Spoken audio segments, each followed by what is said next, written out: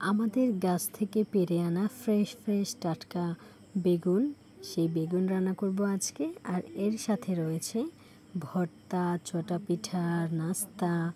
আর আজকে সারাদিনে আমি আমাদের খাওয়ার জন্য কি রান্না করলাম সব কিছু নিয়েই থাকবে আজকের ভিডিও। আশা করি আমার ভিডিওটা আপনাদের কাছে ভালো লাগবে। আসসালামু আলাইকুম, কেমন আছেন বন্ধুরা? আলহামদুলিল্লাহ, আমি অনেক ভালো আছি। তো এই যে সকালবেলা নাস্তার জন্য আজকে আমরা রুটি পিঠা বানাচ্ছিলাম।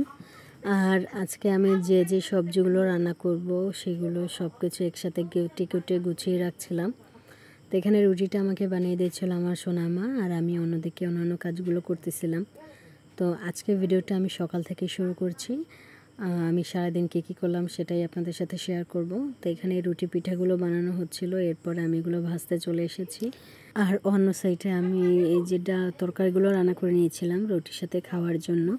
তো এখানে রুটি পিঠা বানানো হচ্ছিল। আর এই যে ডাল ভুনা করেছি, এই ডাল ভুনাটা দিয়েই আজকে রুটি খাবো। তো খাওয়া দাওয়া শেষ করে এরপর রান্নার দিকে চলে আসলাম।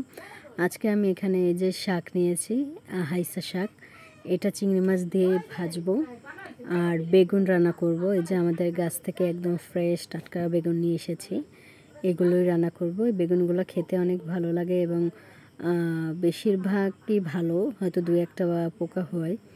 তো আর হচ্ছে এই যে এখানে নিয়েছি ঢেঁড়স, একদম কচি ঢেঁড়স আমাদের গাছ থেকেই। তো এই ঢেঁড়স রান্না করব। দেখেন আমি আপনাদেরকে একটা ভেঙে দেখাচ্ছি কতটা নরম, একদম কচি। এরপরে দুপুরবেলা আবার নাস্তা করতেছি আমরা। এই যে কাঁচামরিচ ভর্তা বেটে নিচ্ছিলাম, এটা কাঁচামরিচ ভর্তা খাবো চটা পিঠা দিয়ে। চাল ভিজিয়ে রেখেছিলাম, সেটা বেটে এই চটা পিঠা বানিয়েছে। এটা দিয়েই আমরা দুপুরে রান্নাবান্নার ফাঁকে খেয়ে নিচ্ছিলাম। আর এই যে আমি বেগুনগুলো দেখেছেন, সেই বেগুনগুলো এখন শুধু ভাজি করব। বেগুনের সাথে আমি আলু দিই নাই, শুধু বেগুনটা একটু কেচে ভাজি করব। আর এই যে ঢেঁড়সটাও একদম আমি ভেজে নিয়েছি, কাঁচামরিচ একটু বেশি পরিমাণ দিয়ে ঢেঁড়স ভেজেছি।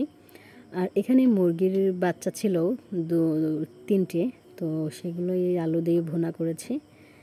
তো আজকে রান্নাবান্না এগুলোই ছিল আমার। তো এখানে এখন এটা আমি পাতিলে ঢেলে নিব। এই রান্নাবান্না আমার শেষ হয়ে গিয়েছে। এরপরে সন্ধ্যার দিকে আমি ভেবেছি নাস্তা করার জন্য কি খাওয়া যায়। তো আমাদের বাসায় এই যে সেমাই প্যাকেট ছিল, এটাই ভাবছি রান্না করব। এটা চিনি দুধ দিয়ে রান্না করেছিলাম। আর এই দুধটা হচ্ছে আমাদের নিজেদের ছাগলের দুধ, ছাগল থেকে এই দুধটা হয়েছে। তো এর মধ্যে সামান্য পরিমাণ পানি দিয়ে আমি এই যে সেমাইটা রান্না করে নিয়েছি, খেতে অনেক মজা হয়েছিল। তো বন্ধুরা, আশা করি আমার ভিডিওটা আপনাদের কাছে ভালো লেগেছে। সম্পূর্ণ ভিডিও দেখে অবশ্যই একটা সুন্দর কমেন্ট করে যাবেন আপনাদের কাছে আমার ভিডিওটা কেমন লেগেছে। আর বেশি করে শেয়ার করে দিবেন, লাইক কমেন্ট করবেন। আপনাদের ভালোবাসা পেলে আমার কাজ করতে আরও বেশি অনুপ্রেরণা পাবো। তো সবাই ভালো থাকেন, সুস্থ থাকেন, দোয়া করি। আমার জন্য দোয়া করবেন। আল্লাহ হাফেজ।